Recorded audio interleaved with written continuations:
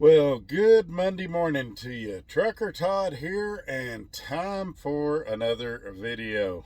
All right, folks, as you know, last week I traded in a truck that I really liked, a 2019 Kenworth T680, the truck we affectionately referred to as Big Red, for a 2022 Peterbilt 579. Now, it's way too soon for me, guys, to give you a review on that truck, but I thought what I might do in this video is maybe give you some of my first impressions about it, both the good and the bad.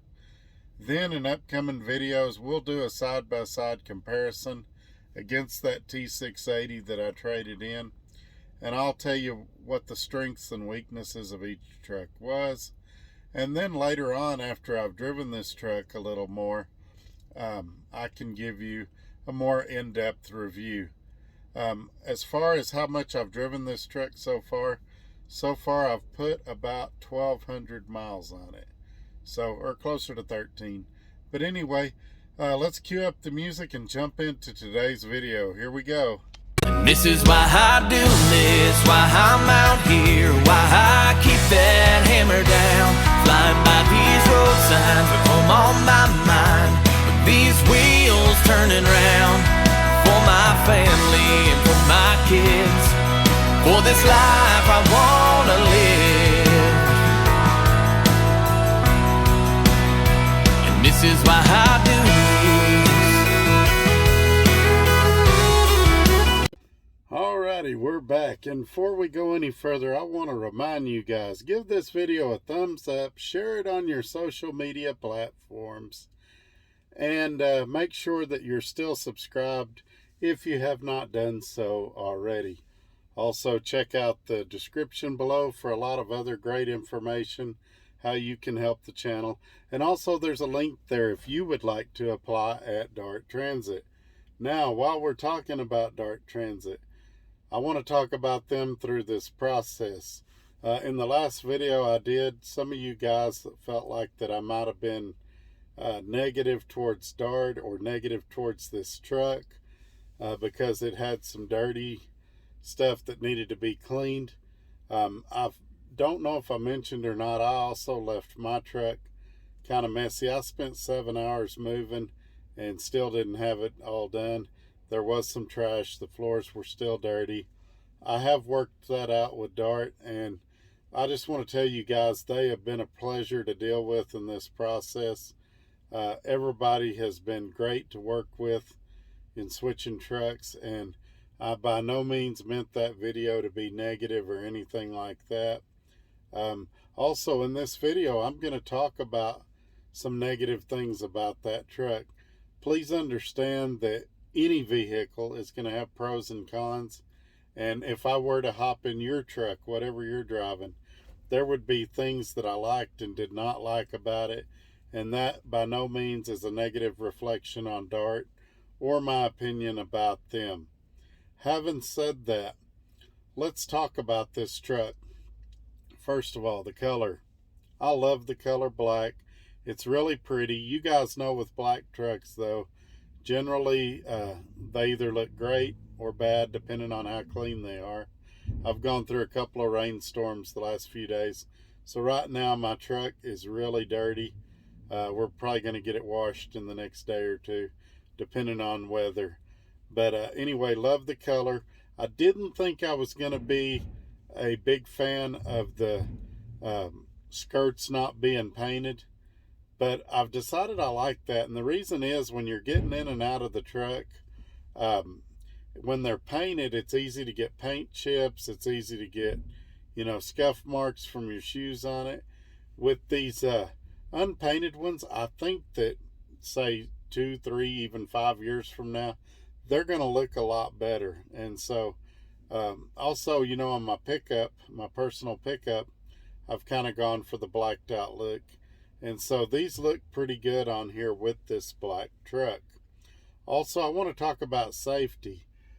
The mirrors up on the fenders are quite a bit larger than what they were on my T680. And even though the dash is about the same height and even design as what they were in the T680, it's a lot easier to see those fender mirrors in this truck. You do feel safer. You do feel like you have better visibility when you're driving this truck. Speaking of safety also, you guys know that I've been super critical of the Bendix systems on these trucks. However, in this 2022 Peterbilt, it's much more manageable. You do feel like it's helping you. The beepers and buzzers are not as annoying as what they were in the Kenworth. And so while I'll never be a fan of the Bendix system, it is much easier to tolerate in here.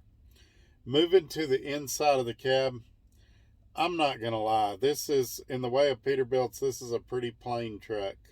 It's not optioned out with all the bells and whistles that are available on a Peterbilt, and I'm actually okay with that. This truck is probably spec'd about like I would order it if I were going to order one. Well, Todd, why don't you want all the bells and whistles?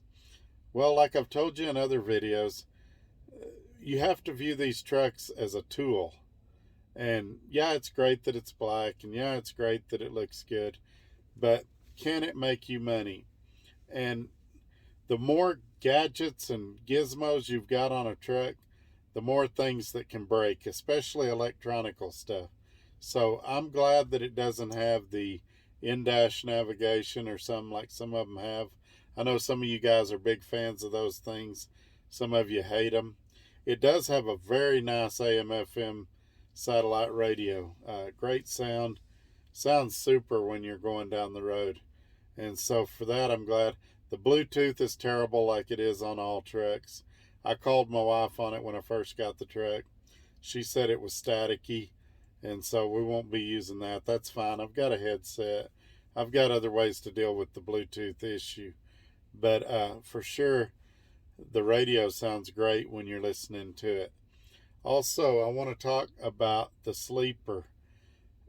The closet is huge. You guys know that I live in a travel trailer when I'm in Lubbock, and it actually has two closets, one for me, one for my wife. And I would say the truck closet in this Peterbilt is actually bigger than the one in my travel trailer. The refrigerator's fine. It's the door style. I prefer the one I have, which is the drawer style. And at some point I may change those out because the drawer style will hold more stuff. Now, another thing we really, really like, if you look up there behind me on that top bunk, see how it's folded in half? You're able to store a lot of stuff up there. You might remember prior when I had the T680, I had stuff stacked up there. I had to use a net. We were able to clear most of that stuff off, and there's very little even up on that top bunk now. The way the underneath is set up, you're able to store most of your stuff under there. At the end of the bed, at the foot of the bed, there's like a little, I don't know what you'd call it, where there's like little storage compartments there where you can store. I've got like shampoo, hand sanitizer, the Xbox is there, things like that. Speaking of the Xbox, I'm not a huge fan of the TV mount in here. It will hold a 32-inch TV pretty easy. I think you could put a bigger one in here. However, the way that plate is made that hooks to your TV blocks my power cord. It blocks my plug-in deals on the back, HDMI ports, that's what I was trying to say. And so I'm going to have to get with Peterbilt and see if there's an adapter plate or if this one can be modified to where I can plug in all of my stuff. But those are minor problems for later on. The bed is really comfortable. It's a 42 by 80, and Dart gave us a really good mattress. We may upgrade that at some point too. I think this one's a 6.5 inch, and I may go to a 10-inch mattress at some point. But the storage is just incredible. In the overheads above the front seats, the little triangle shaped ones in the wall, they're slightly smaller than the T680. And in the overheads right above the driver's seat, those are a little smaller as well. but the additional space that you get in the back more than makes up for it. Also on the back of these seats, there's a pocket there. It's where I put my notebook with my trips and all that stuff in it, and it's easy to reach when I need it, and it's not on the floor in my way. Now let's talk about the seats for a second. One thing my wife has not liked is that it does not have the heated seats, but we're dealing with that. I'll get her a heating pad or something if it becomes a big deal, because I keep it pretty cold in here. But they're black in color, as I'm sure you can see, and I actually like that because if you spill something, it's not going to stain. It's not going to show. The seats are similar to what was in my Kenworth, although I think the Kenworth seats were more comfortable. The bottom part of the seat where your rear end goes, I'd like to see a little more padding there. I may get one of those egg crate things or something like that later on, but it's definitely a minor issue. This truck, I'm noticing a lot better fuel economy. It does have the X15 Cummins.